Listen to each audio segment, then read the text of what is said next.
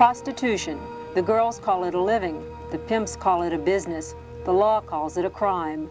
But in New Orleans, young males also preen and prance in the French Quarter, waiting for older men to make cautious advances and arrange dates.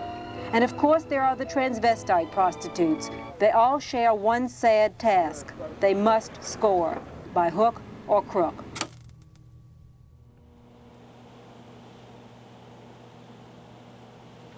I ain't gonna put too much on because it gets hot out here. I believe that I became a leader because of my experience.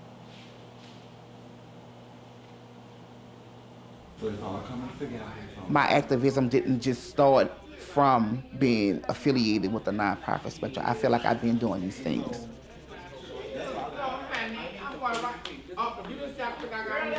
You be on the phone talking to me, and I and one thing I can take and tell you, those white folks put that screw in my back, honey. They meant it, honey. It was just crime against nature. But I refuse to let them bring me down. What you roll on?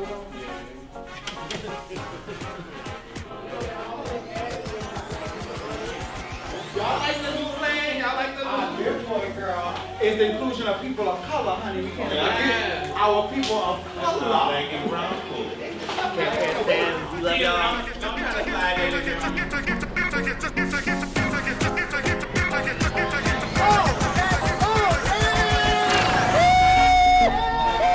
The law was crime against nature. That law that basically destroyed my life and many, many others.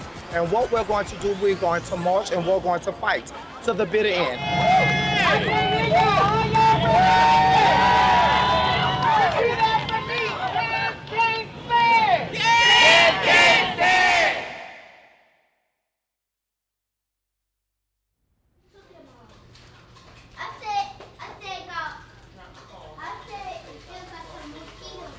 A lot of women in my community didn't have the support that they needed from family, right?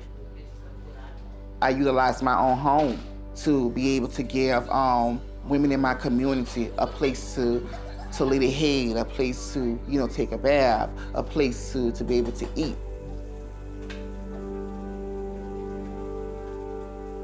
My mother was a woman who grew up in a time where a lot of things were segregated. My older siblings used to talk about my mother's issues as the things that she had to go through as a Black woman, right? She had to drop out of high school. She experienced incarceration. When me coming out to my mother and thinking about my own issues, right, as being a woman of trans experience, a Black woman of trans experience, my mother saw herself, right, seeing that, my child is gonna go through these same issues as Black women. After that conversation, then that's when I began to experience the things that my sister was telling me, discrimination and being stopped by a police officer and charged. Yeah, so I remember walking up this street. I was on my way to Club Vibe. And so when you look down there, they have a street that's named Governor Nichols. That's the street that I turned on, going towards the Vibe to get on Esplanade. I saw an officer. He stopped me. And so me and the officer began to engage in conversation. He was very attractive. This particular night, I was looking real nice, and I wanted to go meet my friends. We talked for a little bit, and like about 10 minutes into the conversation, he began to talk about language that's in the crime against nature law.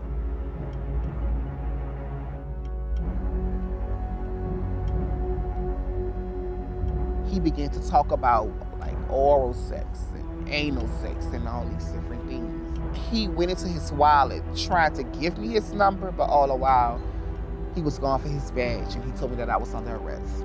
I was just in disbelief, like, what am I being arrested for? And so that's when I found out about the crime against nature law. CAN stands for Crime Against Nature by Solicitation, which covers oral and anal sex for money. all they need to do is offer the sex for money, and that is a crime. The prostitution law in Louisiana also covers oral and anal sex for money, but in 1982, they attached much more severe penalties to cans. It was put on the books to criminalize same gender-loving individuals. A person charged with prostitution, if it was vaginal sex, then it was treated one way. And that person basically walked out of the same door that lawyers and judges came in. And if it was crime against nature, a different sort of sex, that person had to register and oftentimes found themselves going to jail.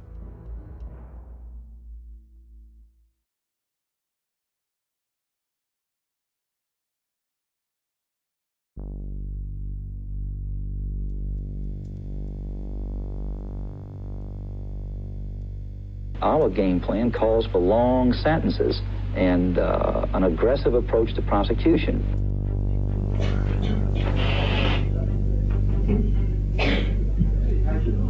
I think that maybe we can intimidate with this statute.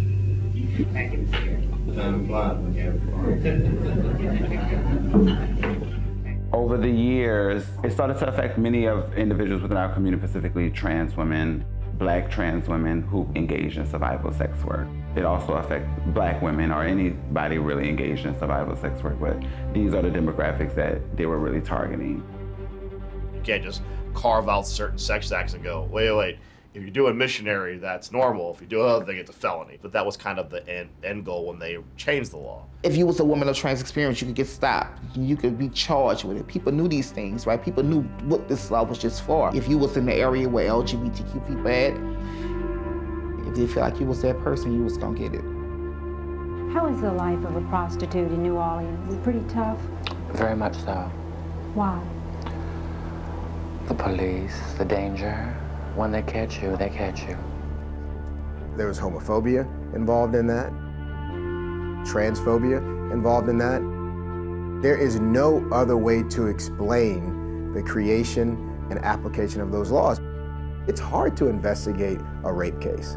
It takes days to successfully write a good armed robbery police report. That's heavy lifting. You know what's easy lifting is picking up somebody because they look different walking down the sidewalk. You can do that in 35 minutes and then be off to lunch.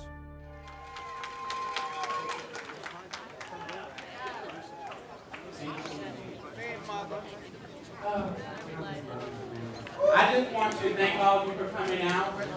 This has been a labor of love for all of us, but also pain.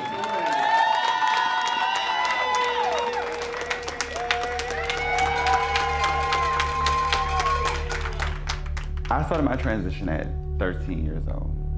I found who Milan was at 13. I embraced her at 15.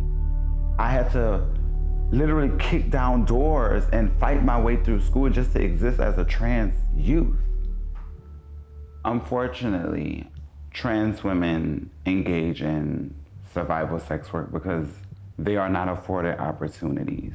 Many of us don't afford the opportunity to graduate because we're pushed out of schools, we're pushed out of our homes. Nobody don't want to hire us. No one want to give us housing. No one don't want to give us any of these things, right? We have to live in hotels. You know, a lot of us live in hotels. Yes, I got many interviews, but I got turned away when Milan walked through the door. Because people couldn't see past this. And I had to do what I had to do. I feel like without sex work, a lot of us won't be able to live. So my first time being convicted and charged with a crime against nature, I was 16 years old. It was just a typical night in the quarters for me. You know, I was out, I was having fun, having a good time. I was approached by an undercover officer. One thing led to another. I was sworn by other officers and I was taken to juvenile. I was the first youth to ever come through that system or through that court with a crime against nature. That's something that was equated to be a felony. And being that I was 16, they didn't know really what to do with me. For a whole year, I was put on probation. The judge, I never forget what he told me the day I left out of his courtroom. He said, Milan, this could have went totally a different way.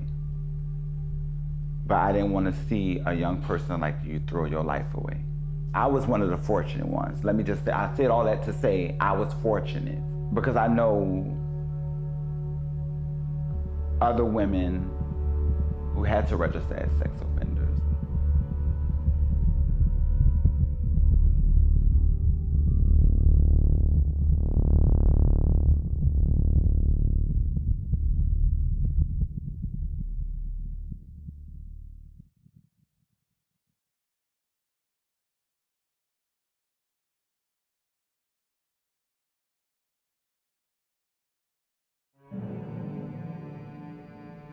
When you're labeled as a sex offender, it's like this modern day Scarlet letter, right? And so you are unable to do things, right? You're unable to access employment, access healthcare, access housing and all these different things. My life was surrounded around shame. I had to present IDs with the words sex offender on, and I didn't want people to see me in that way, right? I was unable to get jobs, right? And then someone who I knew hired me to work into the nursing facility, right? Some workers found out that, I was required to register as a sex offender. They began to print out papers of my profile that was on a sex offender database and began to, pass these flyers out. I had suicidal thoughts. I wanted to just end my life. I remember me being stopped by an officer when he realized, who I was. I remember him hitting me with the belly. The side of my face was kind of fractured. Multiple of my tooths began to fall out. After being misgendered and thrown water on and laughed at and talked about, after I was released, one of the officers who misgendered me and did all these things, he raped me, right? And he had the power to do that, and this is why. No one was gonna believe me. For number one, I was a woman of trans experience. Number two, I was a sex offender, and he was an officer.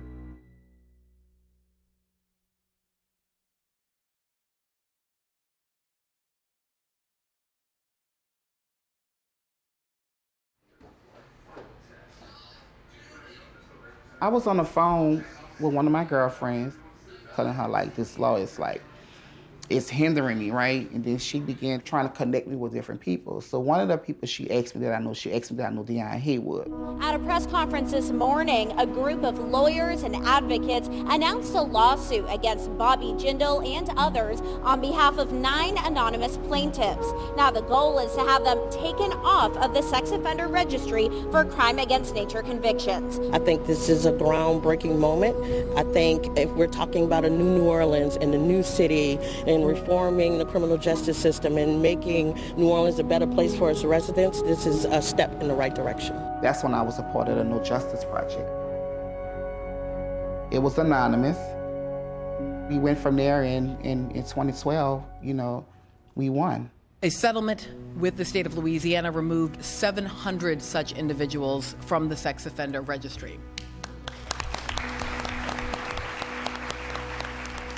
No one had to register as a sex offender anymore. The sex offender logo on their IDs, it had to be removed within 30 days. They was able to access some type of housing. They was able to access some type of employment. Although it was a victory, it wasn't a complete victory, right?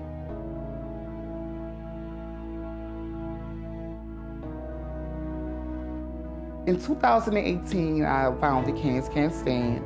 My goal is to get the law eradicated.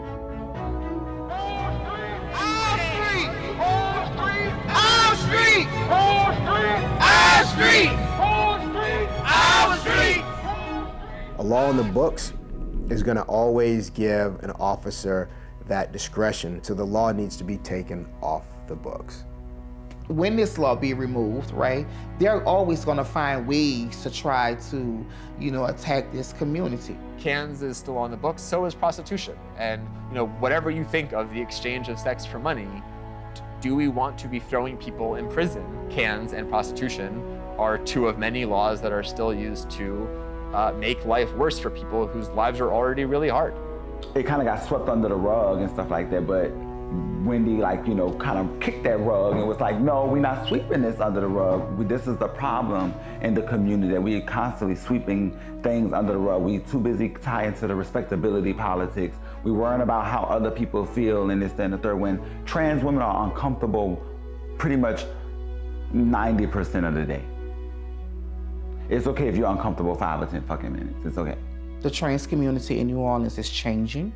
A lot of women are more open and they're talking out, they're fighting, Then when I was coming up, it was more of like, you don't have a voice, so you can't speak. I talk, it's because I'm carrying all of that, and I survived, so I can be here, and I can say this with you.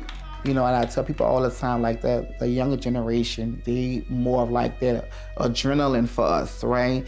And they're more like that adrenaline to help us not accept whatever's being thrown at you. The oath that I took was that I'm gonna fight with every breath I have in me.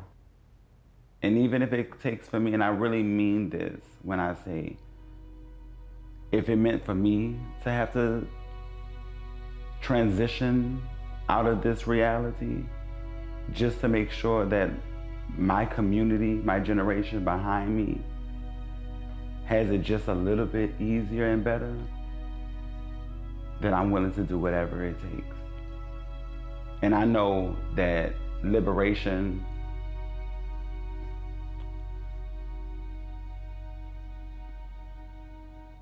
it comes without compensation. We're trans! We're fabulous! Don't fuck with us!